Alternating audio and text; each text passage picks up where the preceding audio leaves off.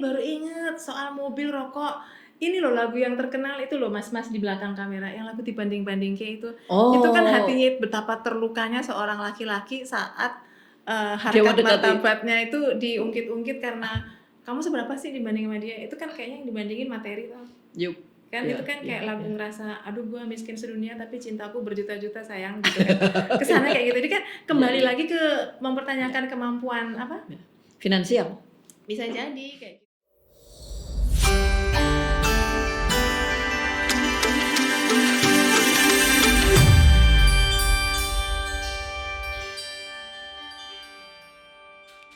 Halo, jumpa lagi di mana lagi PSB UGM. Wanita hebat, Indonesia bermartabat. Masih punya tamu, orang hebat, Bu Susi Handayani. Halo. Terima kasih. Masih Sama-sama, bisa nyolong makasih. waktunya lagi di antara kesibukan yang luar biasa. Makasih udah diajak. Yeay. Mbak, kok ya orang itu kadang-kadang salah persepsi ya terhadap laki-laki ya. Oh ini kita sekarang ngomongin laki nih, kebanyakan ngomong perempuan kita ya. Mentang-mentang namanya proses studi wanita. Padahal ya harusnya berkaitan dengan laki-laki, berkaitan dengan orang tua, orang muda, semua pokoknya yang Segala berefek dari gender. situ. Ya, ya. Yang kadang-kadang itu kita ngomong bahwa yang laki-laki itu mesti hebat, dalam arti ya jantan tanda petik gitu. Jantan bukan berarti bukan, tetapi yang berkaitan dengan apapun mereka bisa melakukan gitu. Kadang-kadang kan ada juga toh laki-laki yang ternyata takut tikus. Iya ini mungkin apa? Bukan berarti kita mau bikin tandingan PSL, pusat studi laki-laki. bukan. Tapi mungkin karena apa ya? Kayak perempuan itu kan kita jadi perempuan tuh selalu ada relasinya dengan gender-gender yang lain mungkin. Yes. Karena beberapa minggu yang lalu kita ngobrolnya perempuan terus. Nah, terus, bahkan remaja pun tanpa kita sadari kayaknya banyak fokus perempuan terus. remaja perempuan mungkin ya. Ini padahal bagaimana beban jadi laki-laki yang mungkin akhirnya kalau dipikir-pikir sebenarnya ya nggak fair juga kalau misalnya itu ditimpakan semua ke pundak mereka misalnya. Sementara kita yang perempuan nggak dibagi kerjaannya tapi laki-laki dilimpahkan semua ke sana. Misalnya kalau contohnya jadi kayak menuntut mereka harus jadi pemimpin misalnya. Sementara mungkin nggak semua laki-laki pengen jadi pemimpin atau mampu menjadi pemimpin. Iya, sementara perempuan di sini harus bilang ya udah saya aja. Jadi kita di sini yang berjuang. Tolong dong kita dikasih kesempatan yang sama untuk bisa jadi mengaktualisasikan peran kita sebagai manusia, jadi pemimpin, jadi mengungkapkan kemampuan kita yang lain. Sementara yang laki-laki juga mungkin ngerasa kayak yo rasa tibrak bruke nang Yang tidak menyenangkan itu kalau misalnya pas lagi banyak barang, ini tolong diangkutin gitu yang ngurusin si laki-laki gitu. Iya, itu padahal barang-barangnya perempuan gitu. Maksudnya saya kan kadang-kadang kita nggak sadar bahwa barang banyak. Kemudian kan harusnya itu harus dikelola sendiri kan gitu kan.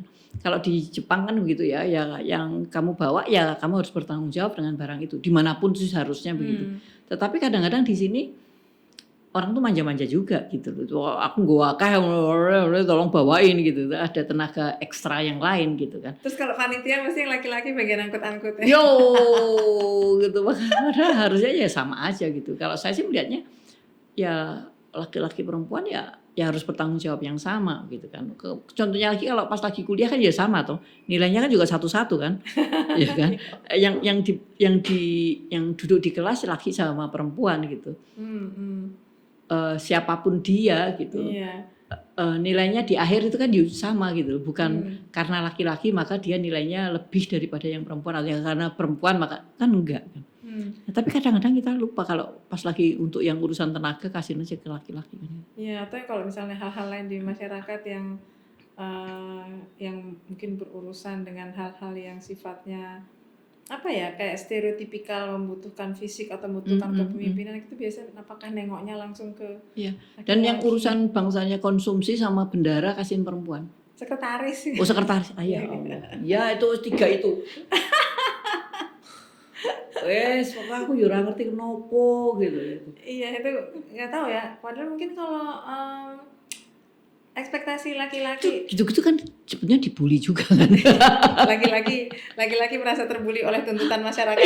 Itu sebetulnya. Kembali lagi kalau omongan kita minggu yang lalu Mbak, kalau misalnya yang soal masa depan dan segala macam, Ya. apakah itu juga jangan-jangan apakah lebih berat ke laki-laki, kayak konteksnya kayak kamu itu nanti akan jadi kepala keluarga gitu, masa sampai hari gini belum punya pekerjaan tetap kayak gitu, Iya. apakah itu Terus mau dikasih makan apa gitu kan gitu kan. iya itu jadi apakah itu juga terbebankan ekstra ke laki-laki Iya, padahal iya. iya Padahal tidak ya kalau mau ngomong tentang katanya kesetaraan gender ya dua-duanya kan gitu. Kita kan harus sharing gitu. Maksudnya betul-betul diomongkan ya komunikasi, balik-balik ke komunikasi kan sebetulnya. jangan-jangan kesepakatan pasangan itu tidak disetujui oleh orang tua masing-masing gitu Iya, kan, padahal iya. mungkin bapaknya mau saya nggak masalah loh tinggal di rumah jadi bapak rumah tangga Iya, karena kebetulan kerjaan saya mungkin bisa WFH atau iya, WFA iya, work from anywhere gitu iya. kan. Ya wes anaknya tak ngomong, nanti kalau dia butuh ASI saya tak mampir kantormu Iya. gitu-gitu.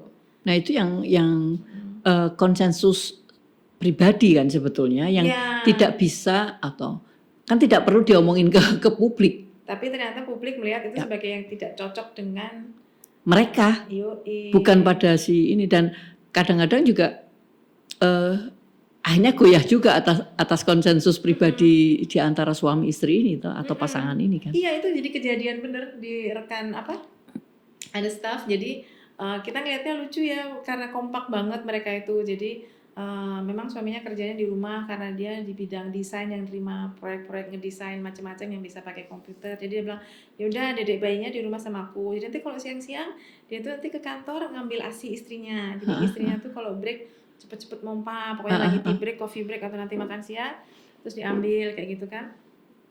Nah itu tuh dia sempat cerita bahwa mereka juga sepakat nggak masalah gitu kan tapi ternyata kalau lebaran pulang ke kampung itu seperti kayak mereka harus kayak tampil sesuai ekspektasi jadi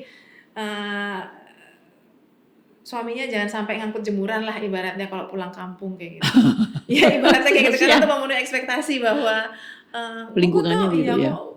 Kok suami kamu sebagai laki-laki kok gitu kayak gitu. Suami kamu kok cuci-cuci kayak gitu kan ya. Kok kayak kamu santai-santai di depan itu tuh yang lagi jemur-jemur tuh bantuin tuh. Salah pokoknya. Akhirnya selama lebaran pokoknya jadi tradisional banget mereka jadi pasangan tradisional kembali ke marwah yang kocur gitu ya jadinya. Padahal ya itu tadi yang kadang-kadang kita itu selalu mengejudge orang kan gitu atas dengan persepsi kita. Padahal kan ada konsensus yang spesial di antara mereka sendiri kan. Yang itu personal gitu loh. Nah, kalau dihitung-hitung lama-lama kita juga kok ngurusin orang sih gitu loh. Iya. Mungkin karena maskulinitas itu dianggapnya kayak apa ya? Seperti kayak identitas kolektif bersama, makanya kayak laki-laki harus minta kesepakatan persetujuan dari orang lain supaya nggak dibilang lebay lah atau nggak dibilang kayak kok kamu yang ngerjain gitu kan, kok bukan istri kamu kayak gitu-gitu. Jadi house husband itu nggak semudah ya, nggak semudah housewife. Iya. Dan ya susah lagi karena nanti dia akan ngomong emangnya kamu dapat duit kamu ada di rumah terus kan gitu. Kamu makan gajinya si istri kan gitu tuh. Sering juga terdengar seperti itu. Padahal dia di rumah dengan dia melakukan pekerjaan work from home sama anywhere itu tadi. Itu dia punya duit juga gitu yang maksudnya dia mau ngomongin aku gajiku segini ini loh saya terima gaji kan bukan begitu. Bahkan mungkin kalau yang tidak kerja pun ya nggak apa-apa toh sebetulnya. Iya dan perkawinannya langgeng kan soalnya ada yang suka ngomong kayak gini Mbak apa bahagia atau kamu kalau suami kamu pengangguran males banget ya sih ada juga ya iya dan Susi dengar sendiri dan itu kayak dan kita ngerasa kayak lah kita harus buktiin gimana ke kamu kalau bahagia apa kalau orang itu baik-baik saja yang kamu komentarin kayak gitu dan itu kan berat kalau datang dari keluarga harus jelasin pakai lah, terus lama-lama suwi lah kok kenapa jentreng-jentreng urusan pribadi dibawa-bawa keluar kayak gitu kan kayak seperti itu karena hobinya ngejulitin keluarga lain karena mentang-mentang masih keluarga Lagi-lagi nih sesama keluarga ngebully anggota Iya, keluarga yang iya. lain. Dan itu dia katanya disahkan ya, boleh gitu ya. Padahal ya enggak juga ya. Ya itu tadi bagaimana itu bisa ya kita saling belajar kan. Bagaimana kita membuka hati. Membuka telinga itu tadi kan sebetulnya yang susah. Ya, nggak tahu deh, kebayangin kalau misalnya pertemuan keluarga besar, pertemuan terakhir gitu, nggak tahu deh apakah yang laki-laki nih ngerasa kayak ini bentar lagi bakal ditanyain kerjaanku juga. Aduh, bentar lagi. Emang kali ya. Terus dia keluar dari situ terus kompensasinya merokok gitu ya. Terus kalau sudah merokok gitu dimintain orang lain, jangan, ini rokokku, ya aku sudah dijatah segini oleh istriku. Wah, ribut lagi. Enggak, guyon. Jelas rokok itu kan di kita sebagai sesuatu hal yang sosial ya gitu.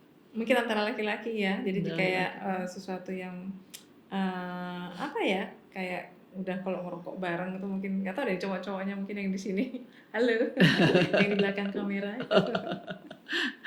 Yang jelas bahwa mereka punya senjata yang sangat hebat yang namanya rokok kan gitu ya. Oh iya, untuk salah satu simbol pertemanan sama kekompakan dan kalau nanti ada yang ngambil terus tidak pernah sharing gitu ya tutui.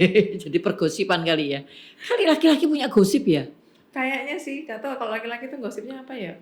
Gak tahu kalau gosip antar laki-laki mereka dibulinya apa, kalau mereka reuni kira-kira apa yang dibanding-bandingin, yang dibangga-banggain itu mungkin. Kamu pakai mobil apa? Oh, kamu pakai motor apa kali itu ya? Oh, I know. Apa? Kayaknya dengan cara mengeluh, Mbak. Mengeluh adalah cara pamer yang paling indah. Misalnya? Aduh, sorry ya guys, gue telat. BMW gue tadi ya Allah di tengah jalan. Itu padahal tadi kepegi udah mikir mau milih mau pakai yang Mercy atau yang BMW, tapi ternyata udah keduluan. Bini gue udah pakai yang Mercy, jadi terpaksa lah. Padahal saya tahu itu tadi bermasalah. Sorry guys, telat guys gitu kan. Itu tadi yang di sebelah BMW gue motor lu ya. Motor lu masih kayak gitu kali ya. Kamu dari dulu masih rokoknya gitu kali ya. Mestinya gitu ya. Ayo di belakang layar. Yang di belakang layar cowok semua. Dan kita ini kalau yang Susi denger ini adalah guyonan-guyonan dari teman laki-laki kayak gitu kan. Jadi nggak tahu deh, karena kan ngupingnya juga lagi kebetulan aja dapet yang model kayak gitu yang model. Tapi kali mungkin kok kamu yang itu kok senangannya musik itu kali juga ya. Musik apa ya kayak? Musik yang ini kenapa?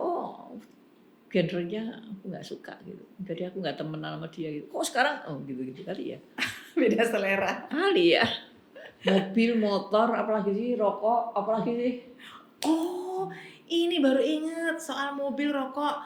Ini loh lagu yang terkenal itu loh, mas-mas di belakang kamera, yang lagu dibanding-banding kayak itu. Itu kan hatinya betapa terlukanya seorang laki-laki saat harkat martabatnya itu diungkit-ungkit karena kamu seberapa sih dibanding sama dia. Itu kan kayaknya yang dibandingin materi tuh. Kan itu kan kayak lagu ngerasa, aduh gue miskin sedunia tapi cintaku berjuta-juta sayang gitu kan. Kesana kayak gitu. Jadi kan kembali lagi ke mempertanyakan kemampuan apa? Finansial. Bisa jadi kayak gitu. Kesuksesan dari finansial, bukan dari. Jadi isu cinta itu ternyata bisa panjang urusannya karena cinta itu nanti akan menuju ke perkawinan, dan perkawinan itu nanti akan membawa ke status dia sebagai orang yang dianggap mampu untuk apa? Kalau diperhatikan lagunya lagu-lagu yang Jawa gitu kan ya kaitannya dengan cinta tuh hampir semua kan.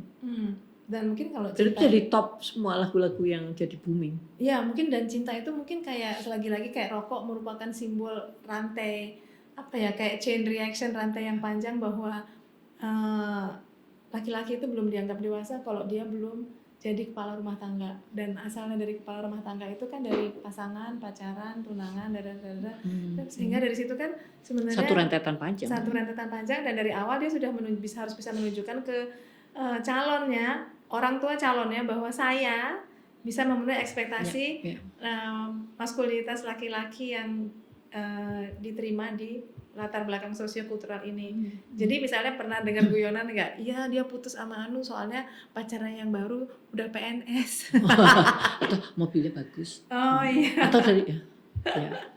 Weh. Jadi ini yang guyonan PNS tuh beneran itu, jadi kayak oh dia bukan pacaran sama yang itu lagi, oh enggak ganti. Soalnya yang satu lagi Kita kelihatannya gampang banget ya guyon-guyon miris. dan satunya dapat mutus yang itu dapat yang itu gitu enak banget rasanya, kok nggak ada hati gitu rasanya. Kok gampang aja gantilah cintanya gitu, jadi Nah, gampang akhirnya cinta. kan yang kena perempuan tuh stigmanya cewek matre. Ya. Padahal kan boleh loh. Lo iyalah. Matre kalau duitnya sendiri nggak apa-apa Mbak. Ya, tapi kalau nanti kalau dia menikah kemudian terus itu juga duitku kok. Oh ya.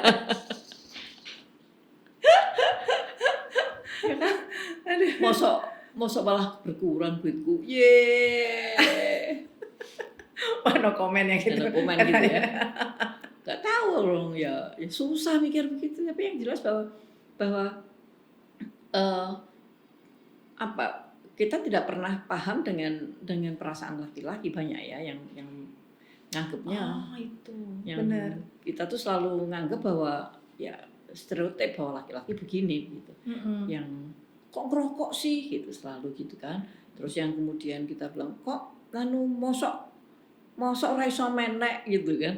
Mosok nggak bisa ganti lampu, mosok kok nggak, itu yang saya dengar ya gitu. Mungkin tadi yang Mbak bilang tuh menarik, itu Mbak bilang kita kok nggak tahu perasaan laki-laki, jangan-jangan kita nggak pernah ngasih kesempatan mereka ngungkapin perasaan Mbak, karena mereka jadi emotionally constipated.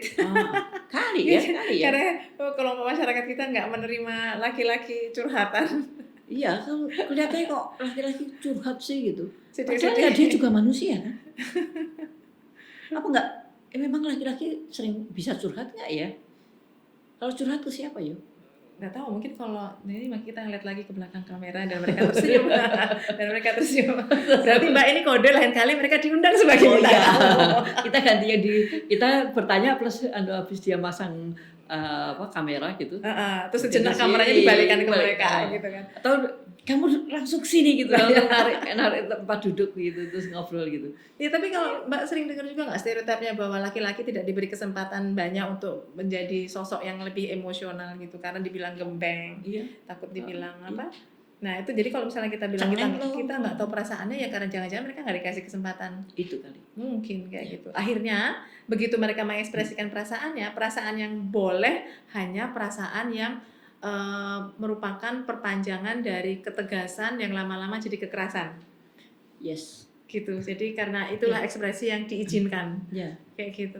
Jangan-jangan loh. Karena dia tidak bisa ngomong apapun, tidak punya tempat atau sebetulnya tidak punya tempat itu dalam arti hati ya, hati orang lain yang bisa diisi gitu. Jadi kalau misalnya bisa ngobrol. Jadi kalau mau sensitif, mau yang perasa, mau empati itu mungkin dibilang kayak kok atau kaku banget, kalau dia melakukan jadi kaku sekali kan gitu.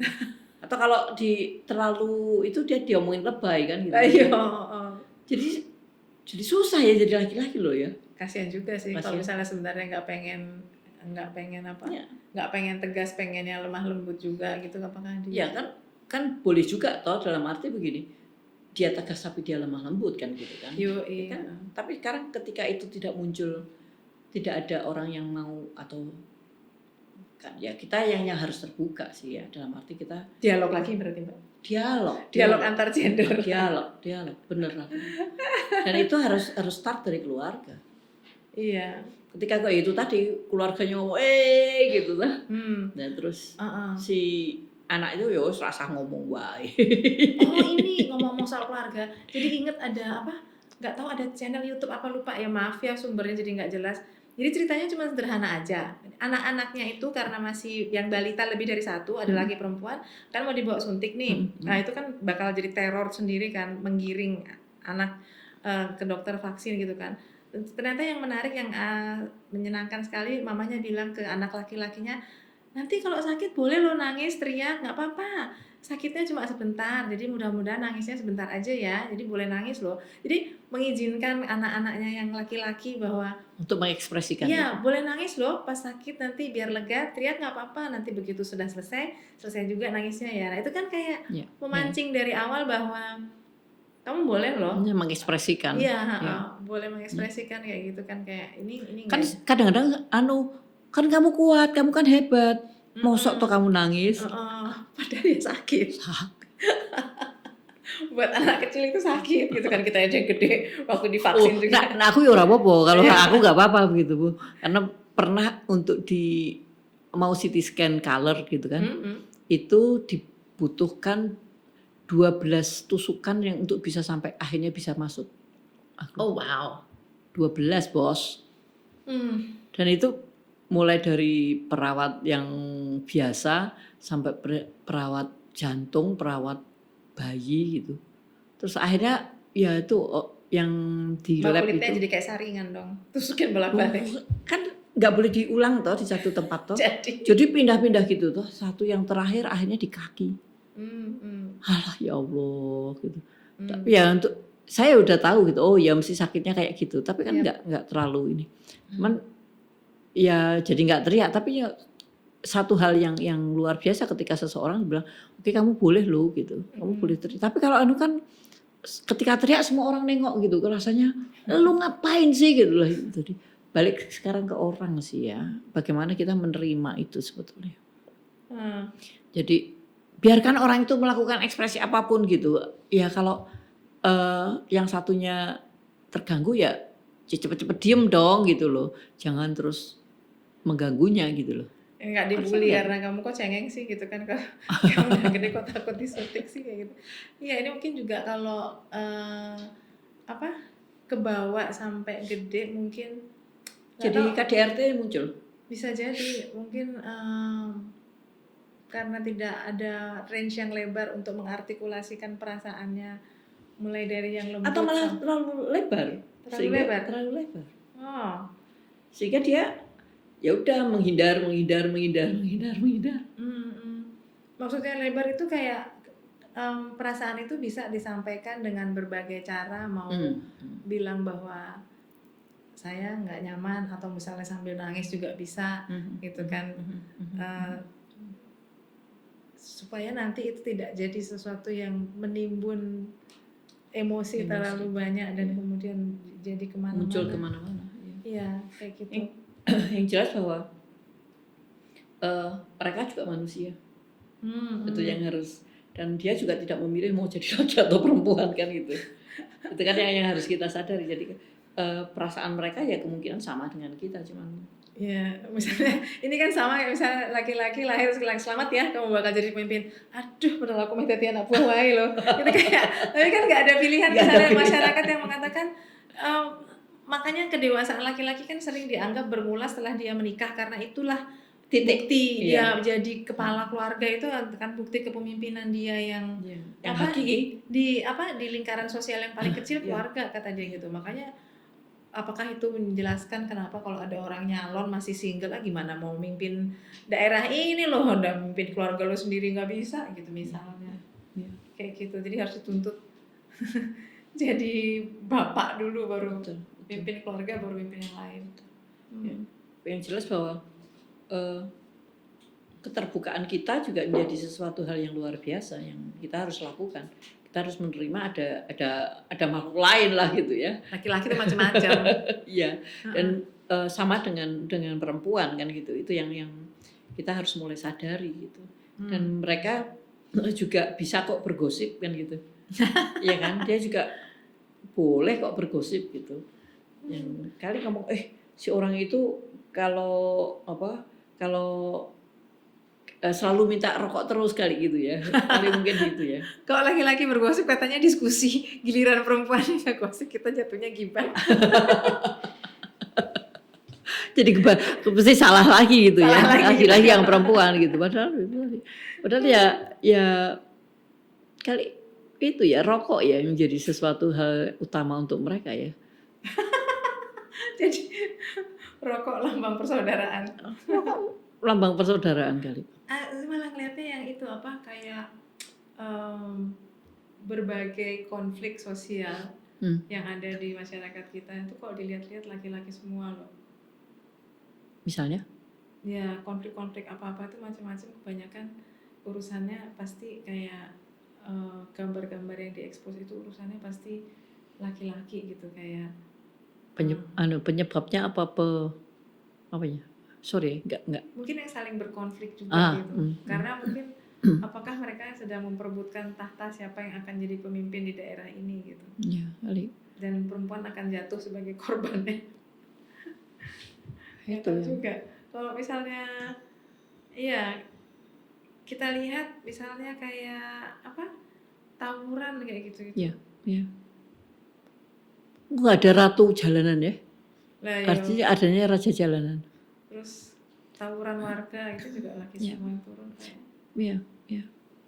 Padahal pada kenyataannya kalau saya memperhatikan bismania gitu, busmania, itu kan sangat ngikuti itu driver yang putri-putri itu kan. Wah, bis gede-gede gitu. Oh iya toh. Ih, mantap. Aku ngikutin soalnya gitu. Oh, itu mereka perempuan? Ya, dengan bis yang gede gitu. Dan jarak jauh, dan kalau dia di tol juga jalannya juga ngebut juga gitu. Nah, itu yang kadang-kadang menjadi persoalan gitu. Bukan persoalan ya, tapi ditanya-tanya gimana bisa, kapan kamu mulai melakukan itu gitu. Jadi ada yang karena bapaknya juga driver gitu ya, atau kalau enggak itu yang pernah keluarganya punya mobil angkutan misalnya begitu. Terus ya itu terus apakah kita nganggap itu kayak seperti sikap yang tertukar ya? Jadi kalau tubuh perempuan harus didekatkan dengan femininitas, sementara kalau tubuh laki-laki harus didekatkan dengan maskulinitas. Jadi kalau ada orang yang punya dua-duanya atau yang bertukar atau mungkin komposisinya tidak sesuai dengan yang diharapkan, apakah akan dibilang tadi yang tomboy lah, atau laki-laki nanti akan jatuhnya dibilang melambai lah gitu. Ya, itu kali. Karena tidak memenuhi standarnya orang. Bahwa kalau tubuh yang seperti itu, tubuh perempuan harusnya ya feminin, nanti kalau yang tubuhnya laki-laki yang harus maskulin gitu. Jadi sangat kompleks kalau kita melihat seperti itu ya, karena kita melihatnya satunya punya satu ketetapan tertentu, satu sisi publik mempunyai satu persepsi tersendiri kan itu. Jadi pada saat laki-laki ingin mengekspresikan kelembutannya, feminitasnya, salah juga kalau kebanyakan. Perempuan juga kalau mau mengekspresikan kemaskulinannya, nanti kamu tuh jangan terlalu maco gitu, nanti laki-laki nggak ada yang mau susah lagi. Omongan klise lagi kayak gitu. Jadi what should we do? Harus berbuat apa? Mari kita pikir bersama. Oke, dan jumpa lagi di mana lagi PSB UGM, wanita hebat Indonesia bermartabat. Salam, bye-bye.